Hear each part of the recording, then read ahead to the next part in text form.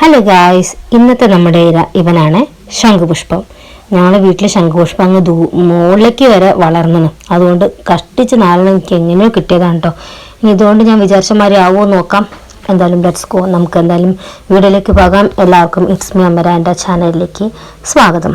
അങ്ങനെ നമ്മൾ ശംഖുപുഷ്പം വെള്ളത്തിലിട്ട് നല്ലതുപോലെ തിളപ്പിച്ച് തിളച്ച കളറ് വെള്ളത്തിലേക്ക് പിടിച്ചതിന് ശേഷം നമ്മൾ ശംഖുപുഷ്പമൊക്കെ മാറ്റി കേട്ടോ. എന്നിട്ട് അതിലേക്ക് നമ്മൾ നല്ല അരിപ്പൊടി പത്തിരിപ്പൊടി ഇട്ട് നല്ലതുപോലെ ഒന്ന് വാട്ടിയെടുക്കണം. അപ്പോൾ തോന്നുന്നു നിങ്ങൾ പത്തിരി ഉണ്ടാക്കാനാണെന്ന്. അല്ല, ഞാനിത് വെച്ച് നൂൽപുട്ട് ഉണ്ടാക്കാൻ പോവാണ് കേട്ടോ. എങ്ങനെ ഉണ്ടാവും നോക്കാം.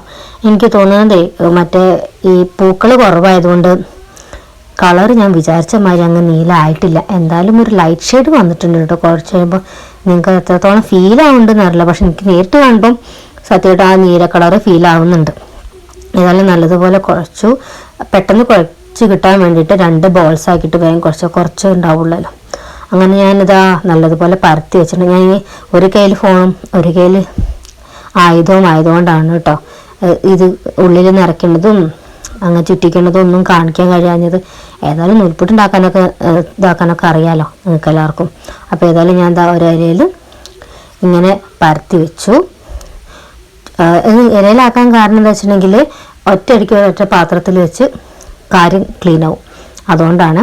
ഏതായാലും ഞാൻ ഓരോന്നായിട്ടിത് അട്ടിക്കട്ടിക്ക് ഇങ്ങനെ വെക്കുകയാണ്. അപ്പോൾ ഇലയിലായതുകൊണ്ട് ഒട്ടി പിടിക്കില്ല, സുഖമാണ്, എടുക്കാനും ഒക്കെ സുഖമാണ്, വേവും ചെയ്യും നല്ലതുപോലെ. പിന്നെ വാഴൻ്റെ ഇലയിൽ കിടന്ന് ആവുന്നതിൻ്റെ ഒരു പ്രത്യേക ടേസ്റ്റും ഉണ്ടാവും കേട്ടോ.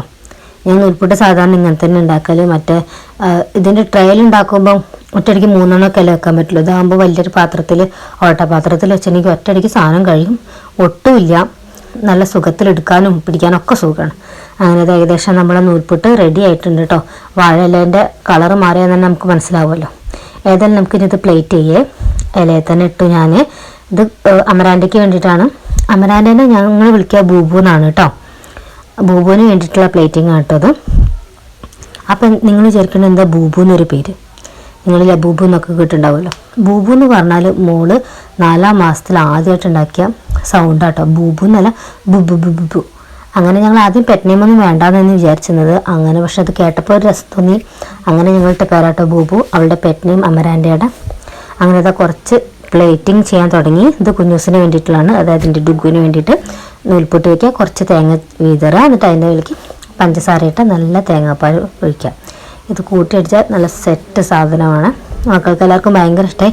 അവർക്ക് ഞാൻ ശംഖുപുഷ്പം കൊണ്ട് ഉണ്ടാക്കിയതെന്ന് പറഞ്ഞപ്പോൾ ഒരു ശരിക്കും ഞെട്ടിട്ടോ. കാരണം ശംഖുപുഷ്പത്തിൻ്റെ അങ്ങനത്തെ ടേസ്റ്റൊന്നും ഇല്ല. ഈ കളർ വ്യത്യാസം എന്താണെന്ന് അവർ ചോദിക്കുകയും ചെയ്തു കേട്ടോ. ഏതായാലും രണ്ടാൾക്കും ഭയങ്കര ഇഷ്ടമായി. ഒറ്റയ്ക്ക് ഉണ്ടാക്കിയത് അവർ തന്നെ തീർക്കും. അവർക്കുണ്ടാക്കി അവർക്ക് തന്നെ തികഞ്ഞുള്ളൂ. കറക്റ്റായിരുന്നു കേട്ടോ. ഏതായാലും പുതിയ വീഡിയോ ആയിട്ട് വീണ്ടും കാണാം. Okay, bye, see U.